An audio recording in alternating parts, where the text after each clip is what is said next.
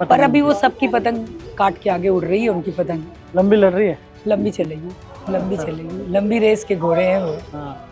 आसमान से उतर के राजनीति नहीं की हूँ, जमीन से उठ के राजनीति कर रही हूँ। वो कह रही है कि आजकल तो महिलाएं कैसे आगे बढ़ती है, आप जानते हो, बीजेपी के अंदर, पार्टियों के अंदर। नए लोगों को अवसर मिलेगा तो उसको आप शॉर्टकट कह दोगे तो मुझे नहीं लगता है ये उचित होगा। जिसने अपने डीएनए को छोड़ा, अपने कल्चर को छोड़ा, अपनी संस्कृति को छोड़ा, वो देश का पतन हुआ। इसलिए जय श्री राम, वंदे मातरम, भारत माता की जय, ये हमारे डीएनए में है, ये कैसे छूटेगा। वो कह रहे हैं कि कोई भगवान नहीं है, कोई ईश्वर नहीं है, कुछ नहीं है। तो पूछते ना आप लोग कि फिर है क्या दुनिया में। अगर ये कुछ नहीं है तो है क्या दुनिया में। सिर्फ जावेद अख्तर है। प्रूफ कीजिए कि ईश्वर नहीं है, मान लेंगे हम भी। तो प्रूफ नहीं करना, केवल आप कह देना कि ईश्वर नहीं है, कुछ भी नहीं है, कैसे कोई मानेगा। नमस्कार, जयपुर लिटरेचर फेस्टिवल का आयोजन हो रहा है और हर बार 5 दिवसीय आयोजन ये होता है। इस वक्त हमारे साथ बीजेपी की नेत्री भी यहाँ पे मिली हैं और उनसे बातचीत कर लेते हैं। सुमन जी कैसा फेस्टिवल लग रहा है? और बड़ी बात ये है कि जहाँ हम बैठे हैं, भारतीय संस्कृति, हमारी मूल संस्कृति है, वो कठपुतली जो हमारा कल्चर है राजस्थान को, उसको जीवित करती हुई संस्कृति दिखाई दे रही है। देखिए ये जो कार्यक्रम है पाश्चात्य संस्कृति का कार्यक्रम है, लेकिन फिर भी मैं ये कहना चाहूँगी कि जयपुर लिटरेचर फेस्ट का एक अपना क्रेज है। पिछले कई सालों से ये फेस्टिवल कई बार विवादों में भी रहा, बहुत सारी चीज़ें रहीं, लेकिन कुछ ना कुछ आफ्टर कंप्लीटेड फेस्टिवल निकल के आता है, जिसमें आप नेगेटिव और पॉजिटिव दोनों ही बातें कहते हैं कि एक तरफ से भारतीय इस पे भी बहुत फोर्स होता है, तो दूसरी तरफ से पाश्चात्य का भी आता है। और हम जिस जगह बैठे हैं, देखिए सौभाग्य है हमारा कि हमें जो राजस्थान की बेस, जिसको अपन पपेट्स कहते हैं, उसके माहौल में यहाँ बैठे हुए तो बहुत अच्छा लग रहा है। स्वाभाविक तौर पे अच्छा लगेगा। तो आपने यूज किया है क्या इनको? हाँ, पपेट की कहानी देखिए बहुत इंटरेस्टिंग है। राजस्थान के इतिहास को देखते हुए मेरे घर में कई जगह पपेट्स हैं। ऐसे पपेट्स का मतलब बड़ा ही अद्भुत होता है। इसका अगर अच्छे से करेंगे तो इसकी डोर किसी और के हाथ में होती है, पर हमारी राजनीति में ये नहीं चलता है। अगर बीइंग अ पॉलिटिशियन आप बात करेंगे तो मैं पपेट को अपने इसका आधार नहीं मानूंगी, क्योंकि डोर किसी के हाथ में देखे राजनीति राजस्थान की डोर किसके हाथ में? राजस्थान की डोर बीइंग अ सीन अगर आप देखेंगे तो ऑफ कोर्स सीएम हमारे भजन लाल जी शर्मा हैं, हमारे संगठन के अध्यक्ष मदन लाल जी राठौर हैं, तो उनके हाथ में, उनके नेतृत्व में सब काम कर रहे हैं। लेकिन मैं इंडिविजुअलिटी की बात कर रही थी। अच्छी उड़ा रहे थे भजन लाल जी, में देख रहा था। हाँ, पतंग उड़ाते भी हैं, काटते भी हैं, और उनको काटने वाले भी बहुत सारे बैठे हैं। पर अभी वो सबकी पतंग काट के आगे उड़ रही है, उनकी पतंग लंबी लड़ रही है। लंबी चलेगी, लंबी चलेगी, लंबी रेस के घोड़े हैं वो। हाँ। आपको क्या लगता है? नहीं, मैंने कहा मतलब लंबी चल रही है, अभी तो लड़ा रहे हैं, पता नहीं, अब ये तो राजनीति है, कभी भी किसकी पतंग कहाँ हो ये पता नहीं। लेकिन फिर भी मेरा अनुभव ये कहता है कि हम सालों से उनके साथ काम किए हुए हैं। मुझे लगता है कि संगठन को जितना समय उन्होंने दिया उतना ही उस सत्ता का भी सुख लेंगे और अच्छे से चलाएंगे। मैं ये उम्मीद करती हूँ कि उनकी पतंग को कोई नहीं काटेगा। सुमन शर्मा की पतंग किसने काट दी? अगर ऐसे आप देखेंगे, पॉलिटिकली जर्नी मेरी देखेंगे, तो मुझे लगता है मेरी पतंग अच्छी उड़ी है। कटी कहाँ है पतंग? अभी तो उड़ ही रही है पतंग मेरी। अब कितना गहरे आसमान में जाती है वो बात अलग है। सद्दे में से तो नहीं ले गया आपके भी? क्या बोल रहे हैं? सद्दे में से पहले ले गया था क्या? नहीं, सद्दे में से नहीं ले गया था, कोई नहीं ले गया था। मेरी पतंग अपने slow steady wins the race, मैं उसमें बिलीव करती हूँ। धीरे धीरे, स्लो। हाँ, उसी तरह ग्रेजुअली मेरा डेवलपमेंट हुआ। मैं स्काई लैब नहीं हूँ, आसमान से उतर के राजनीति नहीं की हूँ, जमीन से उठ के राजनीति कर रही हूँ। एकदम बूथ इस लेवल से शुरू होकर प्रदेश लेवल तक पहुँची हूँ, तो समझ सकते हैं। राखी राठौर अभी एक बयान हुआ था उनका, आपकी प्रदेश अध्यक्ष, वो कह रही है कि आजकल तो महिलाएं कैसे आगे बढ़ती है, आप जानते हो, बीजेपी के अंदर, पार्टियों के अंदर। मैं तो संघर्ष करता हूं। मैंने उनके इस बयान को नहीं सुना, तो शॉर्टकट वाला बयान बोला उन्होंने।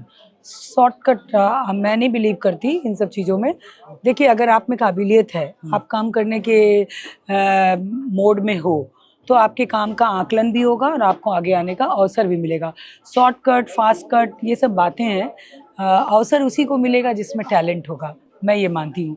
और उस टैलेंट के लिए शॉर्टकट और लॉन्ग टर्म की बात करना मुझे नहीं लगता है कि बहुत, अब यंग जनरेशन आगे आ रही है, तो स्वाभाविक तौर पे नए लोगों को अवसर मिलेगा, तो उसको आप शॉर्टकट कह दोगे तो मुझे नहीं लगता है ये उचित होगा, क्योंकि एरा बदल रहा है, युग बदल रहा है, अनुभव के साथ हमें यंग भी चाहिए, तो इसलिए ये सारी चीजें चल रही है। जेन जी की जो युग चल रहा है, इसमें इस तरह के फेस्टिवल्स को आप किस तरह से देखते हैं?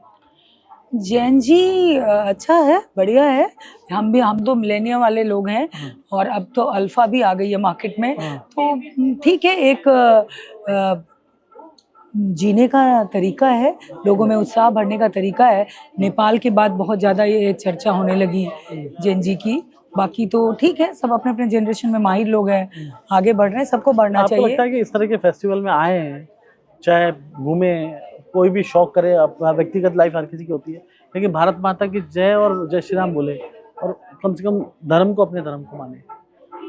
देखिए, अगर हम भारत में रहते हैं तो हमें अपनी भारतीयता पे गर्व करना चाहिए। हम किसी फेस्टिवल में जा रहे हैं, कहीं भी जा रहे हैं, अपने ओरिजिन को आप छोड़ेंगे तो आप माने बढ़ नहीं सकते हैं, आपका डेवलप नहीं हो सकता। और ये देश के साथ भी लागू होता है, व्यक्ति के साथ भी लागू। जिसने अपने डीएनए को छोड़ा, अपने कल्चर को छोड़ा, अपनी संस्कृति को छोड़ा, वो देश का पतन हुआ। इसलिए जय श्री राम, वंदे मातरम, भारत माता की जय, ये हमारे डीएनए में है, ये कैसे छूटेगा?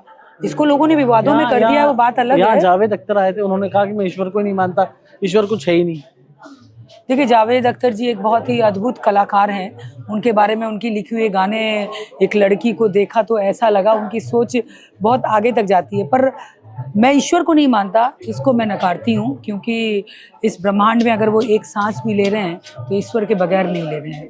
ईश्वर तो सब में है, अब उनको दिखता नहीं होगा ईश्वर, इसलिए वो मानते नहीं है। धर्म को नहीं मानते, ईश्वर को नहीं मानते। हाँ, तो उनको कुछ भी नहीं दिखता होगा ना, वो अपनी अलौकिक दुनिया में जी रहे हैं। पर एक्चुअल में जो आदमी ओरिजिनली होगा तो उसको सब कुछ नजर आएगा। ओरिजिनल नहीं हो, नकली है।